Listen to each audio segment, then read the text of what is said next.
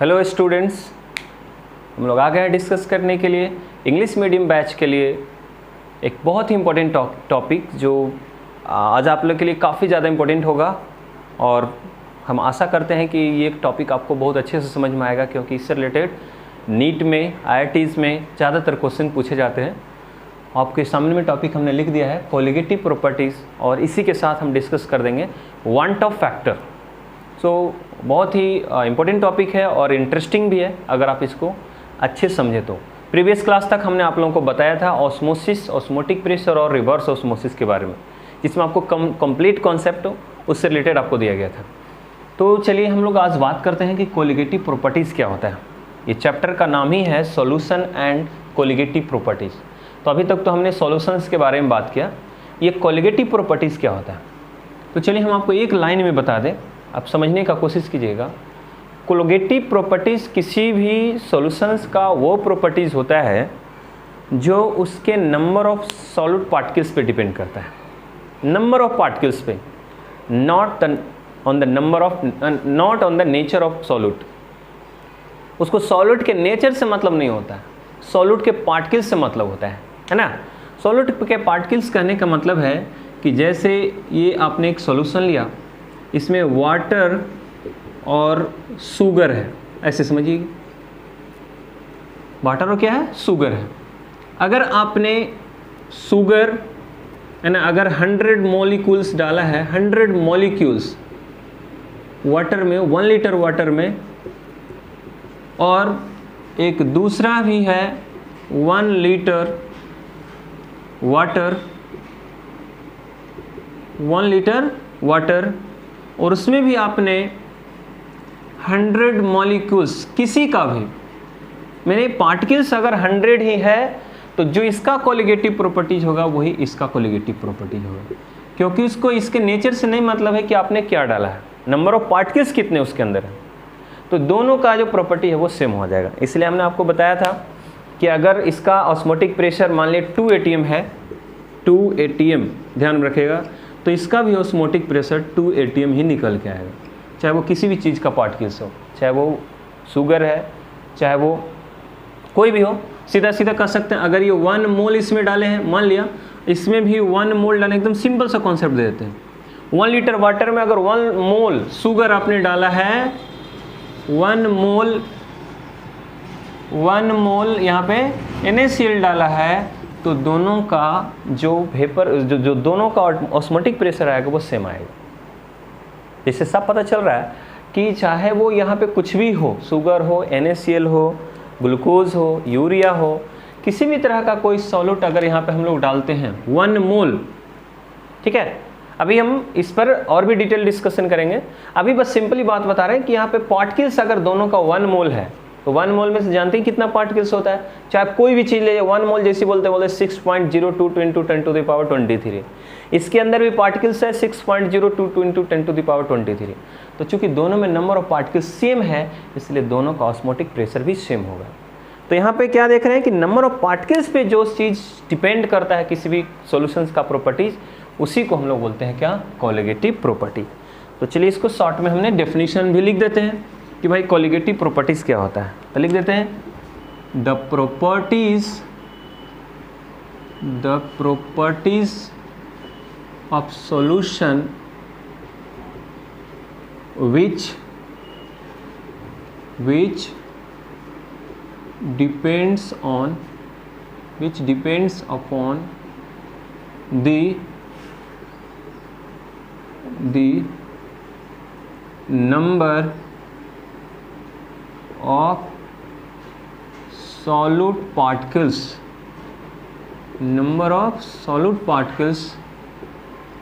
not on the nature, solute particle not on the nature of solute are called colligative property, colligative properties. याद रखना है, colligative properties किसी solution का वैसा properties होता है जो उसके नंबर ऑफ पार्टिकल्स पे डिपेंड करता है, ना कि उसके नेचर पे डिपेंड करता है। इसीलिए उसको हम लोग कोलिगेटिव प्रॉपर्टीज के नाम से जाने। ये 4 गो हैं जी, याद रखना है ना। तो चारों कौन कौन है? एक तो हो गया लोअरिंग ऑफ वेपर प्रेशर, याद रखना है, लोअरिंग ऑफ वेपर प्रेशर। दूसरा है इलेवेशन इन बॉइलिंग पॉइंट। तीसरा है डिप्रेशन इन फ्रीजिंग पॉइंट। और चौथा है ऑस्मोटिक प्रेशर। चौथा कौन है? Osmotic pressure. ये 4 गो है, इसी चारों की हम लोग बात करेंगे। और ये कोलिगेटिव प्रॉपर्टीज आपको अगर समझ में आता है तब आपको वांट ऑफ फैक्टर भी समझ में आएगा। लोअरिंग ऑफ वेपर प्रेशर याद होगा, हमने एक फॉर्मूला दिया था यहाँ पे, P naught minus P S by P naught equal to mole fraction of solute, बताया था हमने, है ना। एलिवेशन इन बॉइलिंग पॉइंट, इसके लिए एक फॉर्मूला दिया था, ये भी याद कर देख लीजिए। Delta T B equal to होता है formula K B into C M. C M कहने का मतलब यहाँ पे ये मोल है, जो कॉन्सेंट्रेशन है वो मोललिटी के फॉर्म में है ना। तो यहाँ पे सीधे लिख देते हैं, यहाँ पे मोल फ्रैक्शन ऑफ सॉलिड लिख ही रहे हैं, तो यहाँ पे भी लिख देते हैं ऐसे। मोललिटी इक्वल टू क्या होता है? Number of moles of solute by mass of solvent, mass of solvent. और सी में है depression in freezing point, delta T F equal to K F into, ठीक वही सेम फॉर्मूला था, number of moles of solute by mass of solvent in KG, mass of solvent in KG, इसे हमने निकालते थे molality. और osmotic pressure याद होगा, एक फॉर्मूला आया था, pi equal to C R T. What is C, या ऐसे भी इसको लिख सकते हैं, याद होगा पाई भी equal to N R T, where N is the number of moles, number of moles of solute. तो ये जो चारों जो देख रहे हैं सब जगह कहीं ना कहीं सॉल्यूट से बात रिलेटेड है। और जैसे number of moles of solute यहाँ पे कहने का मतलब ये हुआ कि कभी कभी, अभी तक तो हम जो भी सॉल्यूशन देखे थे, कोलिगेटिव प्रॉपर्टीज आपको समझ में आ गया, कोलिगेटिव प्रॉपर्टीज इतना ही है, ये जो हमने सामने में उसका डेफिनेशन लिख दिया। और ये 4 जो होता है ये कोलिगेटिव प्रॉपर्टीज के अंतर्गत आता है। ये चारों ऐसा चीज़ है जिसका जो प्रॉपर्टी है वो पूरा का पूरा नंबर ऑफ सॉल्यूट पार्टिकल्स पे डिपेंड करता है। देखिए कहीं ना कहीं सब में सॉल्यूट आ रहा है, नंबर ऑफ सॉल्यूट, यहाँ पे number of moles of solute, number of moles of solute, number of moles of solute. तो ये चारों का चारों number of moles of solute से रिलेटेड है, इसीलिए इस चारों को कोलिगेटिव प्रॉपर्टीज़ के अंतर्गत रखा गया है। इतना समझ में आया बात। अब आइए कोलिगेटिव प्रॉपर्टीज़ तो समझ में आ गया कि कोलिगेटिव प्रॉपर्टी किसी भी सॉल्यूशन का वो प्रॉपर्टीज होता है जो उसके नंबर ऑफ सॉल्यूट पार्टिकल्स पे डिपेंड करता है। अब इसी से रिलेटेड है want of factor. This is very very important, want of factor, want of factor. अब वांट ऑफ फैक्टर क्या होता है ये भी जरा सा हम लोग जान लेते हैं। सो वांट ऑफ फैक्टर क्या है समझिएगा जरा सा। अभी तक जो हम लोग सॉल्यूशंस पढ़े थे उसमें ज़्यादातर नॉन इलेक्ट्रोलाइट सॉल्यूशंस के बारे में पढ़े थे। नॉन इलेक्ट्रोलाइट्स कहने का मतलब जैसे वाटर में हमने शुगर मिला दिया, वाटर में ग्लूकोज मिला दिया, वाटर में यूरिया मिला दिया। So these are non electrolytes. और जो नॉन इलेक्ट्रोलाइट्स होते हैं, आपको मालूम है कि जो नॉन इलेक्ट्रोलाइट्स होते हैं वो आयंस के फॉर्म में नहीं टूटते हैं, ना उसमें एसोसिएशन होता है ना डिसोसिएशन, मतलब न ये टूटेगा न जुड़ेगा। तो इस तरह का अगर कोई सॉल्यूट दिया हुआ है तब तो कोई चर्चा ही नहीं होगी वांट ऑफ फैक्टर की। सो वांट ऑफ फैक्टर कहाँ पे यूज़ करना है याद रखना है। वांट ऑफ फैक्टर हम लोग वहीं पे यूज़ करते हैं जहाँ पे हम लोग को इलेक्ट्रोलाइट्स की बात हो। इलेक्ट्रोलाइट्स आपको याद होगा, इलेक्ट्रोलाइट्स वैसे सब्सटेंसेस को बोलते हैं जिसका एक्वस फॉर्म जो होता है ना वो इलेक्ट्रिसिटी का गुड कंडक्टर होता है। कहने का मतलब वो आयंस के फॉर्म में ब्रेक करता है। जैसे बहुत सारे इलेक्ट्रोलाइट्स की अगर हम बात करें NaCl, MgCl2, KCl, CH3COOH, ये सभी के सभी इलेक्ट्रोलाइट्स हैं क्योंकि ये आयंस के फॉर्म में टूट सकते हैं। तो इलेक्ट्रोलाइट्स से रिलेटेड अगर कोई बात हो सॉल्यूशन में तो वहाँ पे ध्यान रखना है कि कहीं ये क्वेश्चन वन टॉप फैक्टर का तो नहीं है। क्यों? इसलिए ऐसा बोल रहे हैं क्योंकि जब हम किसी इलेक्ट्रोलाइट्स को, देखिए अब बताने जा रहे हैं वन टॉप फैक्टर, जब हम किसी इलेक्ट्रोलाइट्स को किसी सॉल्यूशन में मतलब सॉल्वेंट में डाल करके और कोई सॉल्यूशन बनाते हैं, जैसे NaCl को हमने वाटर में डाला और डाल करके कोई सॉल्यूशन बनाया, तो हमने क्या किया, हमने सोचा क्या कि हम 1 मोल NaCl डाल रहे हैं है ना 1 लीटर पानी में, 1 लीटर वाटर में, तो 1 मोल पर लीटर के हिसाब से हमने दिया। लेकिन जैसे हमने NaCl को वाटर में डाला, ये NaCl टूट गया कैसे, Na पे प्लस Cl पे माइनस, डिकम्पोज हो गया, डिसोसिएशन हो गया इसका। तो हमने तो सोच के रखा था क्या कि हमने तो NaCl 1 मोल डाला है, लेकिन यहाँ Na प्लस और Cl माइनस 2 मोल हो गया। ये 1 मोल हमने सोचा था, ये हो गया 1 मोल, ये 1 मोल केटाइंस और 1 मोल्स एनाइंस, 2 मोल ब्रेक कर गया भाई। तब सॉल्यूशन के अंदर जो है ना यहाँ नंबर ऑफ पार्टिकल्स कितना हो गया, 2 मोल।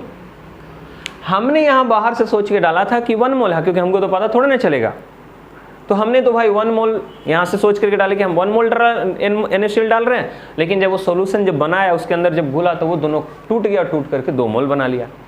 तो सॉल्यूशंस के अंदर जो नंबर ऑफ पार्टिकल्स थे सॉल्यूट का, बताओ वही रहा कि चेंज हो गया, इंक्रीज कर गया। देख लीजिए यहाँ पे 1 मोल था, लेकिन सॉल्यूशन जब बना तो उसका नंबर ऑफ मोल्स कितना हो गया सॉल्यूट का, 2 मोल। अब बताओ जी, जब सॉल्यूट का नंबर ऑफ मोल्स 2 हो जाएगा तो बताइए इंक्रीज कर जाएगा, और जब इसका नंबर ऑफ सॉल्यूट पार्टिकल्स जब इंक्रीज कर जाएगा तो देखिए एलिवेशन पॉइंट इंक्रीज कर जाएगा, डिप्रेशन फ्रीजिंग पॉइंट इंक्रीज कर जाएगा, उसका ऑस्मोटिक प्रेशर इंक्रीज कर जाएगा, उसका lowering of vapour pressure increase कर जाएगा। Lowering of vapour pressure increase कर जाएगा, मत समझिएगा, वेपर प्रेशर इंक्रीज नहीं करेगा, एकदम ये बात बिल्कुल नहीं सोचना दिमाग में। वेपर प्रेशर उसका वही रहेगा, lowering of vapour pressure increase कर जाएगा। मतलब जो 5 ATM से जो घट रहा था वो 6 ATM हो सकता है घट जाए, इतना से चेंज हो। तो चेंजिंग, ये चेंजिंग को ध्यान में रखना है। तो जितना नंबर ऑफ सॉल्यूट पार्टिकल्स आप डालते जाएंगे उतना उसका लोअरिंग ऑफ वेपर प्रेशर बढ़ता चला जाएगा। तो नंबर ऑफ पार्टिकल्स देखिए यहाँ पे मोल्स के नंबर ऑफ सॉल्यूट पार्टिकल्स के चेंज हो जाने की वजह से इस सारे के सारे में कहीं ना कहीं चेंजिंग आ जाता है। इसीलिए इस सारी चीज़ों को हम लोग ध्यान में रखना है। तो अब सवाल है कि सब वन टॉप फैक्टर किसको बोलेंगे, तो को देखिए वन टॉप फैक्टर कहने का मतलब हो गया कि किसी भी मॉलिक्यूल्स के एसोसिएशन या डिसोसिएशन हो जाने की वजह से जो उसके कॉलिगेटिव प्रॉपर्टीज हैं वो किस तरीके से चेंज होते हैं। कॉलिगेटिव प्रॉपर्टी अभी हमने बताया कि उसके नंबर ऑफ सॉल्यूट पार्टिकल्स पे डिपेंड करता है। और यहाँ तो देख रहे हैं भाई या तो डिसोसिएशन हो गया, लेकिन हमेशा डिसोसिएशन नहीं होगा, कहीं कहीं ना एसोसिएशन भी हो जाएगा।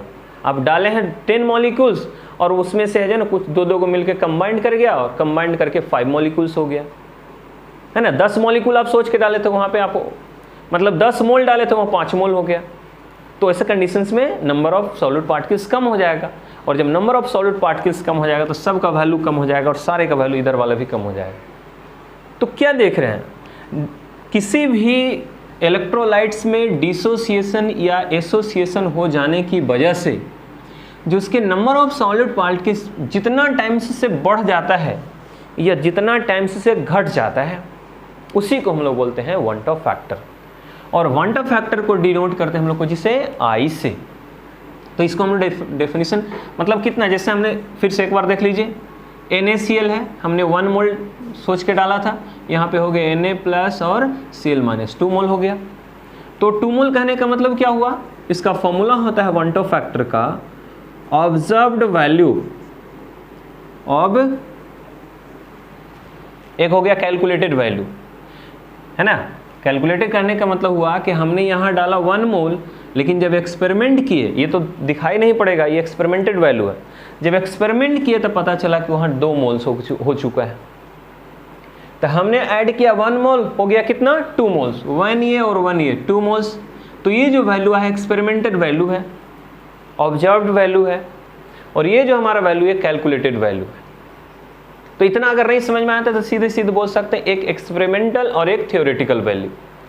तो एक्सपेरिमेंटल और थ्योरेटिकल का जो रेशियो होता है ना, उसी को हम लोग बोलते हैं वन टॉप फैक्टर, या सीधे सीधे ऐसे बोल सकते हैं, है ना, जब किसी सॉल्यूट सब्सटेंस को किसी सॉल्वेंट के साथ मिला करके सॉल्यूशंस बनाया जाता है तो उसका नंबर ऑफ पार्टिकल्स जितना गुना बढ़ जाता है या जितना गुना घट जाता है, जितना गुना बढ़ जाता है, देखिए 1 से बढ़ के 2 हो गया, जितना गुना बढ़ जाता है the number of particles, number of solid particles and increases और decreases and how many times, that is called van't Hoff factor.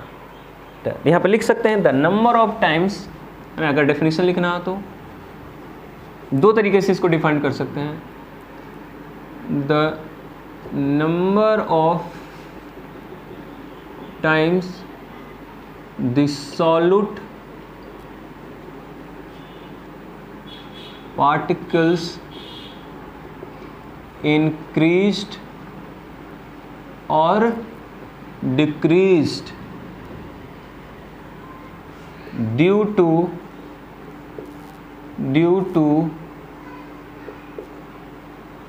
association or dissociation, association or dissociation is called one top factor, is called one top factor। तो किसी भी solution में number of solid particles association या dissociation हो जाने की वजह से जितना गुना बढ़ जाता है या घट जाता है, उसी को हम लोग वन टॉप फैक्टर के नाम से जानते हैं। इसको हम लोग डिनोट करते हैं आई से, या इसको दूसरे तरीके से भी डेफिनेशन लिख सकते हैं, it is the ratio of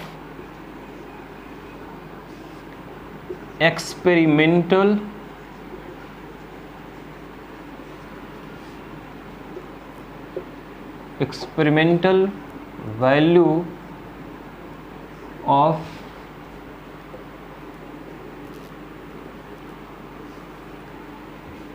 experimental value to the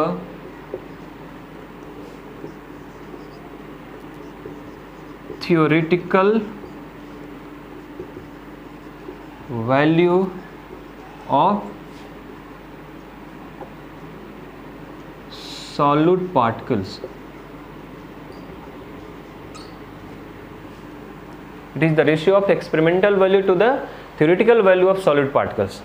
जो एक्सपेरिमेंट करके जो सॉलिड का पार्टिकल्स आता है और जो थ्योरेटिकल वैल्यू जो सॉलिड का पार्टिकल्स आता है, दोनों का जो रेशियो होगा उसी को हम लोग वन टॉप फैक्टर के नाम से जानते हैं। इसको लिख देते हैं, इट इज डिनोटेड बाय आई। इसको हम लोग आई से डिनोट करते हैं, और आई इक्वल टू फॉर्मूला होता है द नंबर ऑफ, सीधे सीधे number of moles of solute, the number of moles of solute after association या dissociation, after association या dissociation माने टूटने के बाद, और number of solute particles या number of moles of solute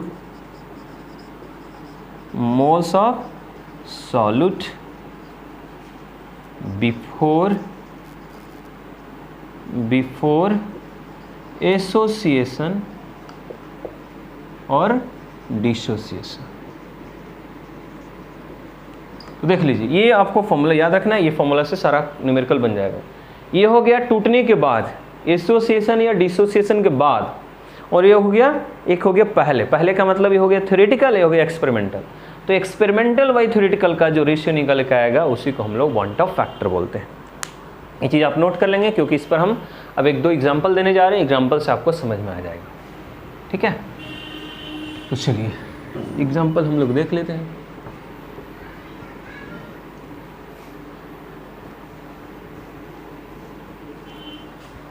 तो एग्जाम्पल क्या है, मान लिया हम पहला एग्जाम्पल लेते हैं NaCl का।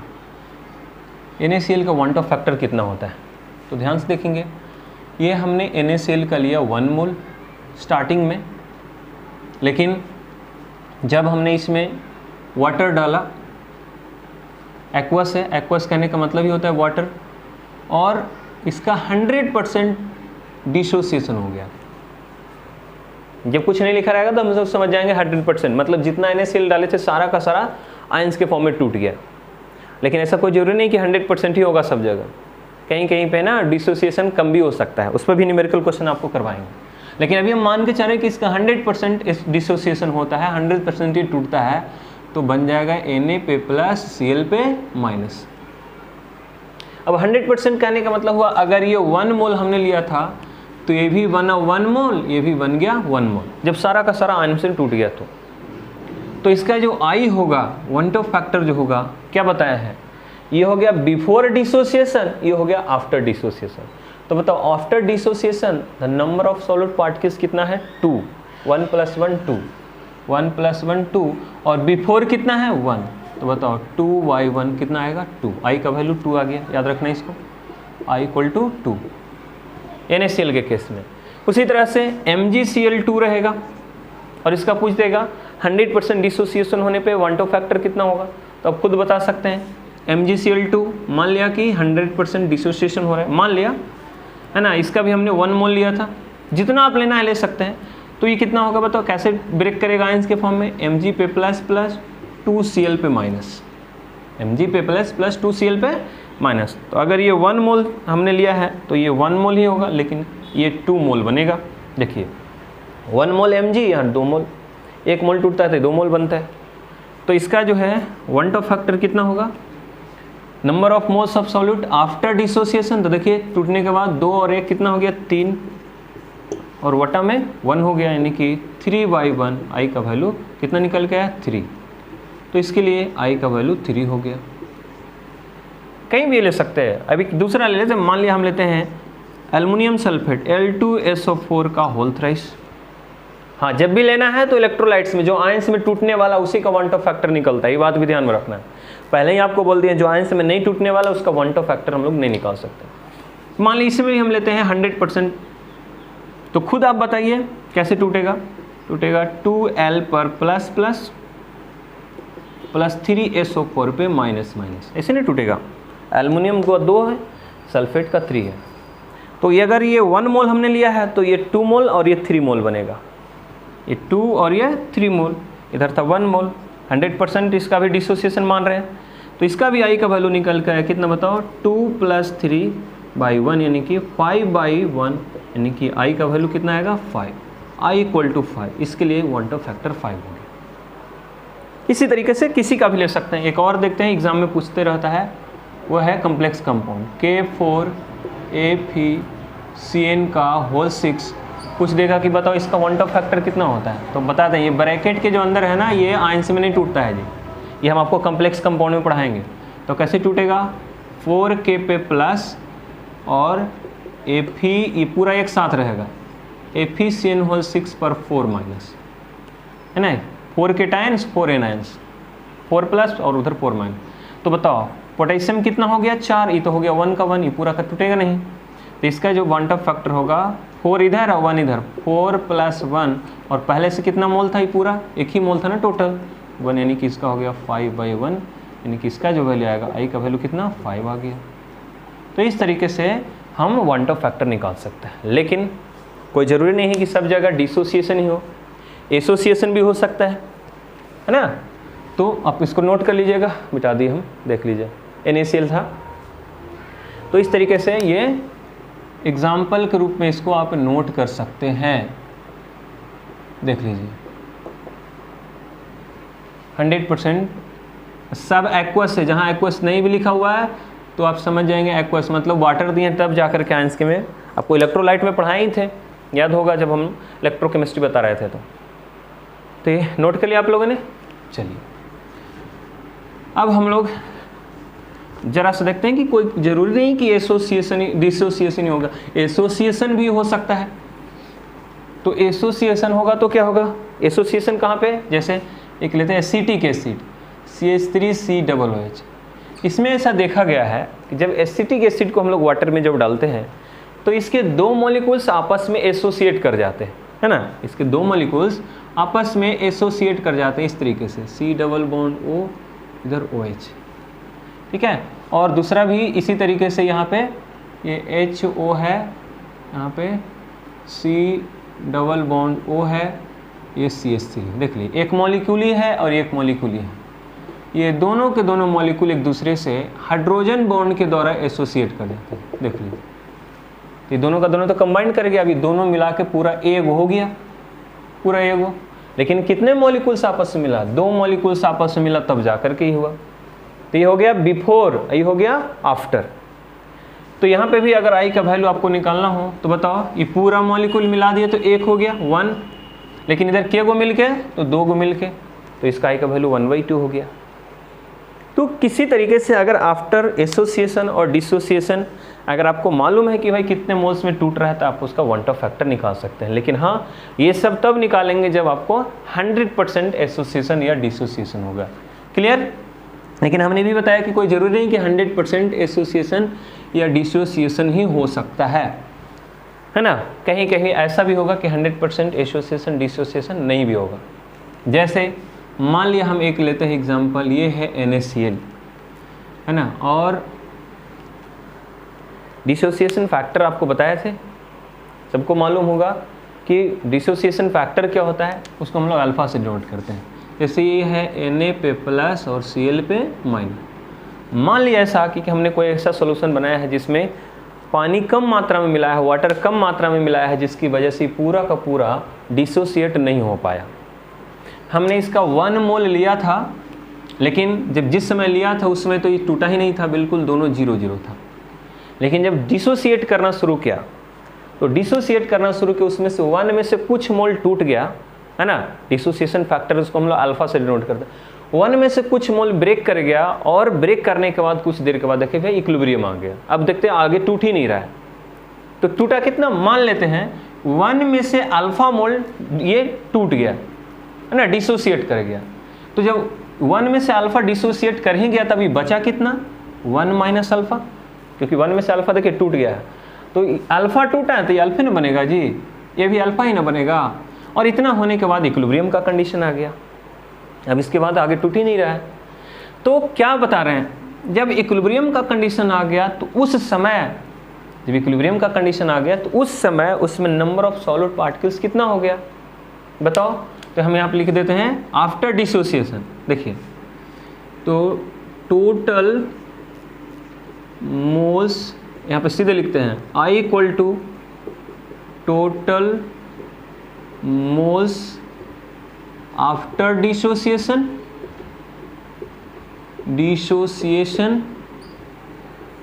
And total moles before dissociation. ये ना फार्मूला है, number of solid particles after dissociation, number of solid particle before dissociation. तो I इक्वल टू फॉर्मूला हो जाएगा टोटल मोल्स कितना हो गया बताओ, 1 माइनस अल्फा, ये बचल है, और ये दोनों बना है अल्फा प्लस अल्फा।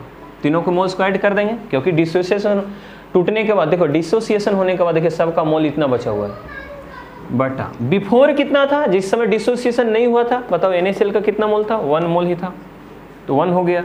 यानी कि I इक्वल टू हो जाएगा minus alpha plus alpha cancel, तो बच गया 1 प्लस अल्फा बाई 1, यानी कि I इक्वल टू हो गया 1 प्लस अल्फा। या हम इसको ऐसे कर सकते हैं, यहाँ से भी आप अगर अल्फा का वैल्यू आपको मालूम है तो आप उसका I का वैल्यू निकाल सकते हैं। जैसे आप खुद समझिए, मान लीजिए इस पर ही ये फार्मूला हो गया, ठीक है। मान लीजिए बेरियम नाइट्रेट रहता, यही फार्मूला आपको दे देते हैं जो एक एग्जाम में पूछा भी है। बेरियम नाइट्रेट के लिए BaNO3 का होल 2, तो कैसे टूटेगा बताओ, Ba पर प्लस प्लस 2NO3 पे माइनस। मान लिया शुरू में ही हम 1 मोल लिए थे, ये था 0, ये था 0। कुछ देर के बाद आफ्टर सम टाइम इसमें से कुछ मोल ब्रेक कर गया, 1 माइनस अल्फा, ये कितना बना अल्फा, लेकिन ये कितना बनेगा 2 अल्फा, देख लो, क्योंकि 1 मोल टूटता है तो ये 2 मोल बनता है। तो यहाँ पे अगर हम आई का वैल्यू निकालना चाहें तो क्या होगा बताओ, खुद बताओ। तो टोटल मोल्स आफ्टर डिसोसिएशन कितना है, ये सब देखिए इतना बचा हुआ, ये कितना बचा हुआ 1 माइनस अल्फा, ये कितना है अल्फा, और ये कितना है 2 अल्फा। लेकिन जब नहीं टूटा था उस समय कितना था, जब डिसोसिएशन नहीं हुआ था उस समय 1 था, तो 1 हो गया, minus alpha plus alpha cancel, यानी कि आई का वैल्यू हो गया 1 प्लस 2 अल्फा बाई 1, या सीधे सीधे कर सकते हैं आई इक्वल टू हो गया 1 प्लस 2 अल्फा। तो इस फॉर्मूला का भी इस्तेमाल आप इस तरीके से कर सकते हैं। पता है इसी से रिलेटेड एक क्वेश्चन आया था, ये आप नोट कर लेंगे, नोट कर लिया आपने, तो आपको समझ में आ गया कि वन टॉप फैक्टर कैसे निकाला जाता है।